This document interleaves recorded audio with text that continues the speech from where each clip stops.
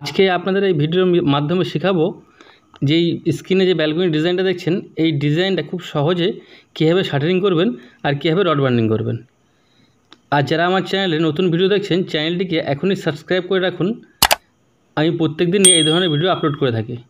তাহলে চলুন শুরু করা যাক। আমি বলবো, দেখুন এই ব্যালকনি টোটাল চওড়া আর কি লম্বায় আছে 18 ফুট, আর এটা বাইরের ঝুল আছে 3.5 ফুট।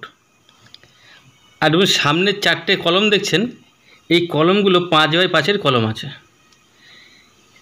এই দুটো কলমের গ্যাপ আছে 4 ফুট 1 ইঞ্চি। সেন্টারে যে গ্যাপটা আছে 8 ফুট 2 ইঞ্চি। সাইডের যে গ্যাপটা আছে 4 ফুট 1 ইঞ্চি। যখন এই কলমগুলো দাঁড় করাবেন, এই কলমগুলোর মধ্যে 4টে করে 8mm রড দেবেন, আর ছোটো ছোটো করে চৌকো রিং করবেন 3x3 অথবা 3টে রড দাঁড় করিয়ে রিং করতে পারেন। 4টে রড দিলে মজবুত ভালো হবে, তাহলে আপনারা 4টে করে রড দেবেন।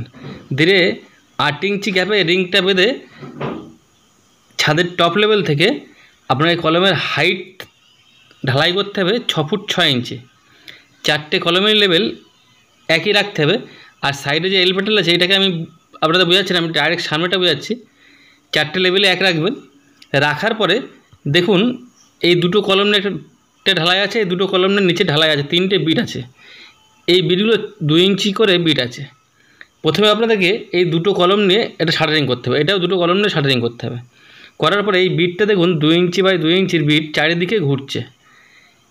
তাহলে এই কলম থেকে 2 ইঞ্চি ছেড়ে ফার্স্ট বিট মারতে হবে, তারপরে 2 ইঞ্চি ছেড়ে ফার্স্ট বিট, তারপর 2 ইঞ্চি ছেড়ে ফার্স্ট বিট।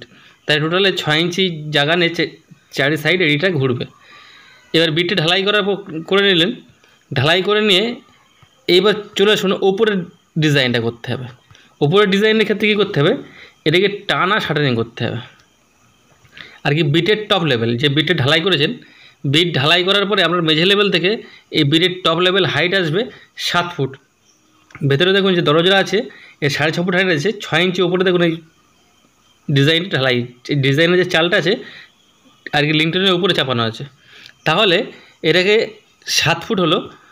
7 ফুট হওয়ার পরে নিচে যে দুটো কলমে যে বিটটা ঢালাই করা আছে, সেই টপ লেভেলে এটাকে আপনাকে টানা শাটারিং করতে হবে। করার পরে এবার আপনাকে এই যে নিচে যে বিটটা ঢালাই করেছেন 2 ইঞ্চি করে বিট মেরেছেন, তাহলে কলম থেকে 6 ইঞ্চি দিকে আগিয়েছে, এদিকেও 6 ইঞ্চি আগাচ্ছে। আগানোর পরে এই 6 ইঞ্চি যেখানে আগিয়েছে এখান থেকে ফিতে ধরে আপনাকে 16 ইঞ্চি পিছাতে হবে, এদিকেও 16 ইঞ্চি পিছাতে হবে। পিছানোর পরে এখানে একটা মার্কিং করে রাখতে হবে। মার্কিং করে রাখলেন। রাখার পরে এই যে আর কি ছাদের টপ লেভেল থেকে ভিয়ের যে একদম টপ লেভেল ঢালাই শেষ ফিনিশ লেভেল 8 ফুট 7 ইঞ্চি হচ্ছে। 8 ফুট 7 ইঞ্চি যেহেতু হচ্ছে, এই লেভেলটা আপনাকে শুধু ধরে দেখে নিতে হবে যাতে এই যে ভিয়ের হাইটটা বেশি না হয়। তাহলে এবার নিচে যে স্টেপগুলো আছে, এবার স্টেপগুলো কীভাবে করবেন দেখুন। প্রথম যে স্টেপটা আছে আর কি এই বিটগুলো 6 ইঞ্চি আগিয়েছে, 4 ইঞ্চি পিছিয়ে যাবেন। 4 ইঞ্চি পিছিয়ে যাওয়ার পরে 3 ইঞ্চি হাইট করে একটা বিট মারতে হবে আর কি, সাইড মারবেন। মারার পরে আবার উপরে একটা ছাউনি করবেন, টোটালটাই ছাউনি করে দেবেন আর কি। এই দুটো কলম নিয়ে 3 ইঞ্চি হাইট করে সাইড মারবেন।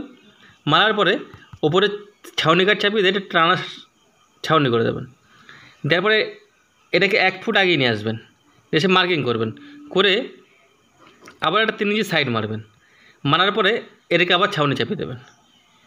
দেওয়ার পরে এবার যে সেন্টারের রাউন্ডটা